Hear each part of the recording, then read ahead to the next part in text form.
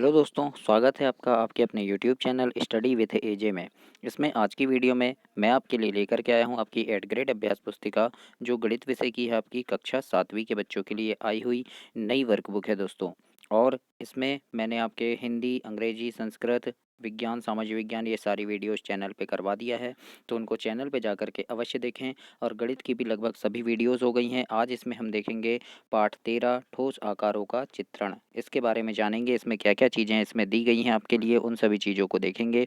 और दोस्तों, ये आपकी नई वर्कबुक है, इसमें काफ़ी सारे बदलाव हुए हैं प्रश्नों में, और उन बदले हुए प्रश्नों के साथ आइए देखते हैं अध्याय 13 ठोस आकारों का चित्रण। इसके बारे में जानते हैं। इसमें आपकी द्विमीय त्रिमीय आकृति दी है, और यहाँ पर पेज नंबर 71 में ही आपको जो जोड़ी बनाने दिया है, प्रश्न नंबर 1 में जालों को उपयुक्त ठोसों से मिलान कीजिए। तो यहाँ पर देखिए, जैसे ये बना है घन, तो इसका जाल कौन सा होगा, तो ये वाला होगा, है ना। मतलब इस जाल को हम मोड़ेंगे तो ये क्या बन जाएगा, घन बन जाएगा। उसी प्रकार से ये बेलन दिया है, तो खोलने पर इस प्रकार से बनेगा ये ऐसा, और मोड़ने पर इस प्रकार से बन जाएगा ये। फिर उसके बाद ये शंकु है, तो ये ऐसा रहेगा, और जब इसको खोल देंगे हम तो इस प्रकार से खुलेगा। और इसी प्रकार से ये पिरामिड, तो इस प्रकार से ये खुलने पर ऐसा बनेगा। तो इस प्रकार से आपको जोड़ी बनानी है इसमें। इसके बाद आगे प्रश्नों को देखेंगे, तो प्रश्नों में यहाँ पर जैसे सबसे पहला प्रश्न दिया है आपके लिए कि निम्नलिखित में से द्विविमीय आकृति नहीं है। तो देखो, आयत द्विविमीय है, त्रिभुज और वृत्त ये द्विविमीय होते हैं, लेकिन गोला जो है ये त्रिविमीय होता है। तो नहीं है वाला पूछा है आपसे, तो सी नंबर आपका इसमें सही उत्तर होगा। और यहाँ पे आपको सी को गोला करना है इस प्रकार से, और यहाँ लिख देना गोला। ऐसे आपको प्रश्न नंबर 1 में लिखना है। इसके बाद दूसरा नंबर का प्रश्न पूछा है यहाँ पे कि निम्नलिखित में से त्रिविमीय आकार नहीं है। त्रिविमीय कौन सा नहीं है, तो देखो यहाँ पे गोला, पिरामिड और शंकु ये त्रिविमीय है, लेकिन चतुर्भुज जो होता है ये त्रिविमीय नहीं होता, है ना। तो ये क्या हो जाएगा, द्विविमीय है। तो यहाँ पर आपका चतुर्भुज सही आंसर होगा डी नंबर, और यहाँ पे आपको डी नंबर में गोला कर देना है। तो इस प्रकार से आपको इसको कंप्लीट करना है प्रश्न नंबर 2। और दोस्तों, चैनल को लाइक सब्सक्राइब जरूर कीजिएगा, क्योंकि आपको ऐसी वीडियो बहुत सी मिलेगी, और आपके काम की काफ़ी सारी चीज़ें इस चैनल पर डलती रहती है, तो सब्सक्राइब कर लीजिएगा। तीसरे नंबर के प्रश्न में लिखा है दिए गए जाल से बनने वाली आकृति कौन सी है। तो ये जो जाल है यहाँ पर आपको दिया नहीं है, लेकिन मैं बता रहा हूँ इस प्रकार का जाल दिया रहेगा, ये जो जाल है ऐसा, और इससे बनेगा घन। तो आपका यहाँ बी नंबर घन सही उत्तर होगा। तो यहाँ आप घन लिख के बी नंबर में गोला करेंगे दोस्तों। तो इस प्रकार से आपको कंप्लीट करना है इसको। चौथे नंबर के प्रश्न में लिखा है यदि 2 सेंटीमीटर गुणा 2 सेंटीमीटर गुणा 2 सेंटीमीटर विमा वाले 3 घन को परस्पर सटाकर रखा जाए तो परिणामी घनाभ की विमाएं क्या होगी। तो देखो, 2 सेंटीमीटर 2 सेंटीमीटर और 2 सेंटीमीटर, है ना। ये ऐसे 2 सेंटीमीटर के 3 घन अगर इस प्रकार से सटा देंगे तो विमाएं क्या होगी। तो ये देखो, ये 2 4 और ये 6, मतलब ये 2 सेंटीमीटर 2 सेंटीमीटर 2 सेंटीमीटर 2 सेंटीमीटर ऐसा है। तो ये 2 2 4 और 2 6, यानी ये 6 सेंटीमीटर लंबाई हो जाएगी, चौड़ाई 2 सेंटीमीटर हो जाएगी, और ऊंचाई भी 2 होगी, है ना। तो ये क्या हो जाएगा आपका 6 2 2। तो ये कौन सा है, ये ए नंबर में है आपका 6 सेंटीमीटर 2 सेंटीमीटर 2 सेंटीमीटर। तो ये आपका सही उत्तर होगा। तो ए नंबर में आपको गोला करना है। ऐसे आप इसे कंप्लीट करेंगे। इसके बाद 5वें नंबर में पूछा है एक घनाभ में फलकों की संख्या कितनी होती है। तो घनाभ में फलकों की संख्या होती है दोस्तों 6। तो बी नंबर आपका इसमें सही उत्तर हो जाएगा 6। तो यहाँ पर बी नंबर में आपको गोला कर देना है। 6वें नंबर का प्रश्न देखते हैं। इसमें पूछा है कोई 3 त्रिविमीय आकृतियों के चित्र बनाकर उनकी विमाओं, लंबाई, चौड़ाई और ऊंचाई को नामांकित कीजिए। तो त्रिविमीय आकृति का चित्र बनाना है। जैसे ये बना दिए हमने एक आयत, तो लंबाई ये है, ये उसकी लंबाई हो जाएगी, है ना। ये वाली उसकी ऊंचाई हो गई, है ना, और ये जो है ये चौड़ाई हो गई। तो इस प्रकार से हम यहाँ पर नाम भी लिखना है। उसी प्रकार से ये हमने गोला बना दिए, है ना। तो ये ऊंचाई हो जाएगी इसकी, है ना। तो इस प्रकार से ऊंचाई को दर्शाएंगे इसमें। फिर यहाँ पे हमने एक ये घन बना दिए, तो घन में ये लंबाई हो गया, है ना, लंबाई हो गई, ये उसकी चौड़ाई हो जाएगी, और ये वाली ऊंचाई हो जाएगी। तो इस प्रकार से आपको 3 चित्र बनाकर दर्शा देना है। उसी प्रकार से 7वें नंबर का प्रश्न है घन, बेलन, शंकु, पिरामिड जिसका आधार वर्ग है ना, इसके क्या बनाना है, नेट जाल बनाना है आपको। आधार वर्ग होना चाहिए, जैसे ये आधार तो ये वर्ग है, तो ये घन का नेट जाल बन गया, यानी घन को हम खोलेंगे तो इस प्रकार से खुलेगा, है ना। तो बेलन, ये बेलन को खोलेंगे तो इस प्रकार से खुलेगा बेलन। फिर ये शंकु है, तो शंकु को जब हम पूरा खोल देंगे तो इस प्रकार से खुलेगा। तो ऐसे हमको चित्र बनाने हैं प्रश्न नंबर 7 में। और दोस्तों, चैनल को सब्सक्राइब जरूर करना, क्योंकि आपकी जो वार्षिक परीक्षा है, वार्षिक परीक्षा के पहले चैनल पे मैं काफ़ी सारे प्रश्न डालते रहता हूँ, तो जो आपकी परीक्षा के लिए काफ़ी ज़्यादा महत्वपूर्ण होते हैं। वो अभ्यास प्रश्न की सीरीज़ होती है, जिन्हें देखने देखने से आपके परीक्षा में काफ़ी अच्छे नंबर आ सकते हैं, क्योंकि उसमें काफ़ी ज़्यादा महत्वपूर्ण प्रश्न होते हैं, परीक्षा के लिए इम्पोर्टेंट प्रश्न होते हैं। तो उनको देखने के लिए चैनल को सब्सक्राइब करना, वीडियो को लाइक ज़रूर करना, और चैनल सब्सक्राइब करने से होगा कि जब भी मैं आप वो वीडियो डालूँगा आपको नोटिफ़िकेशन मिल जाएगा और आपको समय पर मिलने से आप उसको पढ़ सकेंगे, इसलिए चैनल को सब्सक्राइब कर लीजिएगा। आइए देखते हैं 8वें नंबर के प्रश्न में पूछा है, 1 सेंटीमीटर किनारे वाले 3 घनों को परस्पर सटाकर रखते हुए एक घनाभ बनाया गया है। इस घनाभ का एक तिर्यक चित्र बनाने का प्रयास कीजिए और बताइए कि इसकी लंबाई, चौड़ाई और ऊंचाई क्या हो सकती हैं। है ना? तो हम क्या करेंगे, यहाँ घनाभ बनाएंगे। ये बना दिए हमने, है ना? 3 घनों को सटाकर बनाया। देखो 3 घन है यहाँ पे, तो इस प्रकार से आपको बना देना है ना? और घनाभ की लंबाई, तो देखो 1-1 सेंटीमीटर का बनाना है, तो ये 1 सेंटीमीटर है, ये 1 सेंटीमीटर, ये 1 सेंटीमीटर, तो ये घनाभ की लंबाई क्या हो गई, 3 सेंटीमीटर हो गई। क्यों? 1-1-1 3 हो गया। चौड़ाई क्या हो जाएगी, तो चौड़ाई उसकी ये है, तो चौड़ाई सिर्फ 1 सेंटीमीटर है, और ऊंचाई क्या हो गई, तो ऊंचाई सिर्फ 1 सेंटीमीटर। तो इस प्रकार से आपको यहाँ दर्शाना भी है। तो ऐसे आप इसे प्रश्न नंबर 8 में कंप्लीट करेंगे दोस्तों। 9वें नंबर का प्रश्न पूछा है कि यदि 3 सेंटीमीटर गुणा 3 सेंटीमीटर गुणा 3 सेंटीमीटर विमा वाले 2 घन को परस्पर सटाकर रखा जाए तो परिणामी घनाभ की विमाएं क्या होगी, है ना? तो देखो ये कितना है, 3-3 सेंटीमीटर का हमने दर्शा दी, ये 3 सेंटीमीटर, ये 3 सेंटीमीटर, है ना? तो इसकी घनाभ की लंबाई क्या हो गई, तो लंबाई क्या होगी, तो लंबाई देखो ये 3 और ये 3, है ना? तो हमने 3 धन 3 ले लिए, तो 6 सेंटीमीटर लंबाई हो गई।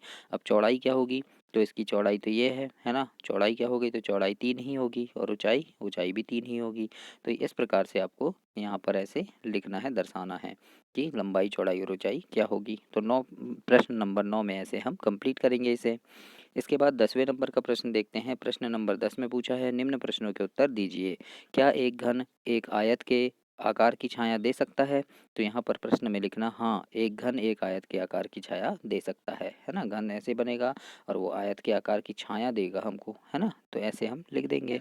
दूसरा है, क्या एक घन एक षटभुज के आकार की छाया दे सकता है? तो ये नहीं दे सकता, क्योंकि घन है ना? ये षटभुज, यानी षटभुज में तो 6 भुजाएं होंगी, ये इस प्रकार से, तो ऐसी छाया हमें नहीं मिलेगी उससे, तो हम लिख देंगे नहीं, एक घन एक षटभुज के आकार की छाया नहीं दे सकता।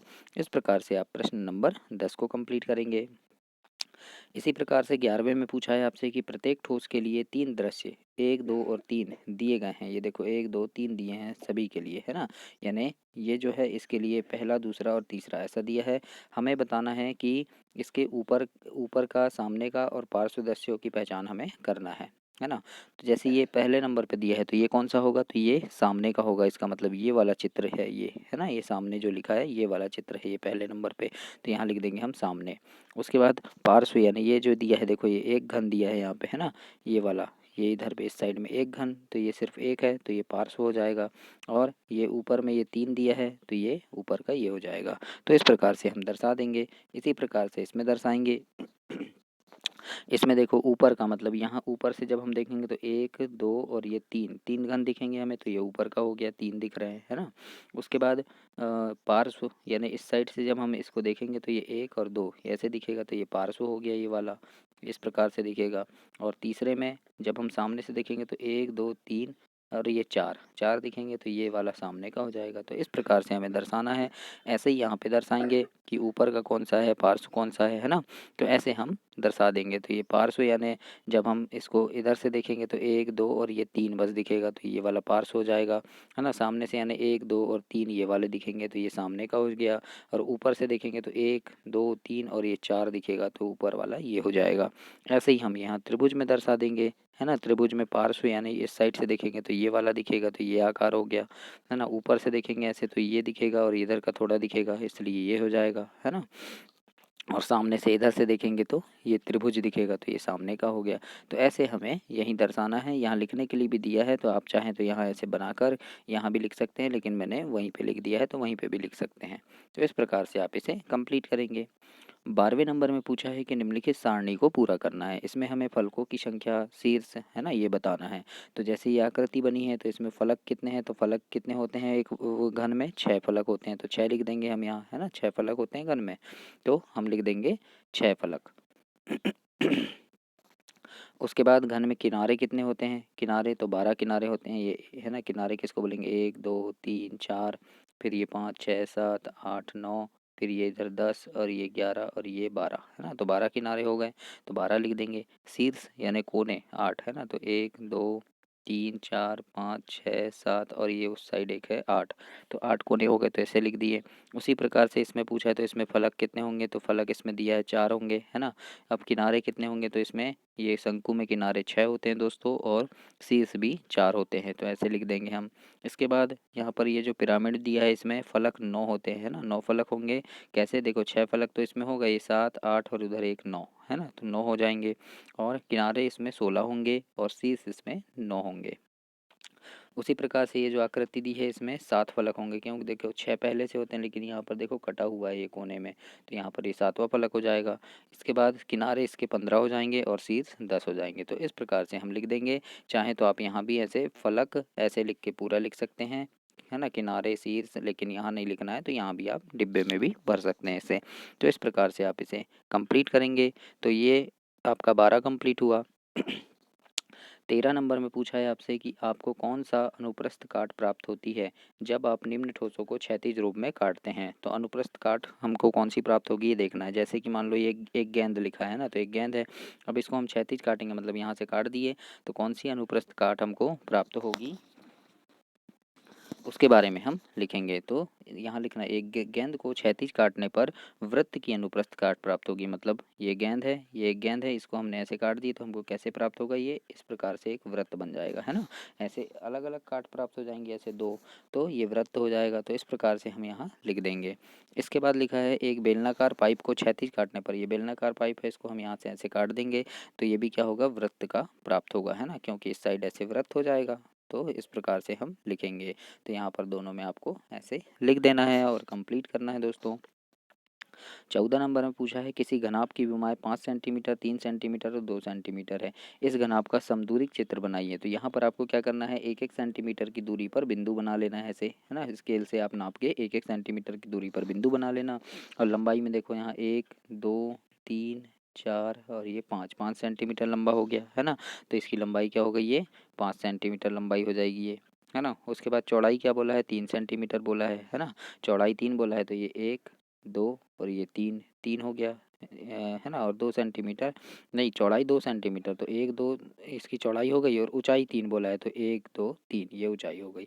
तो इस प्रकार से आपको बना लेना है एक घनाभ। तो ऐसे आप 14 नंबर में बनाएंगे। 15 नंबर के प्रश्न में पूछा है कि नीचे कुछ चित्र दिए हैं, घनों की संख्या को ज्ञात करके लिखना है तुम्हें।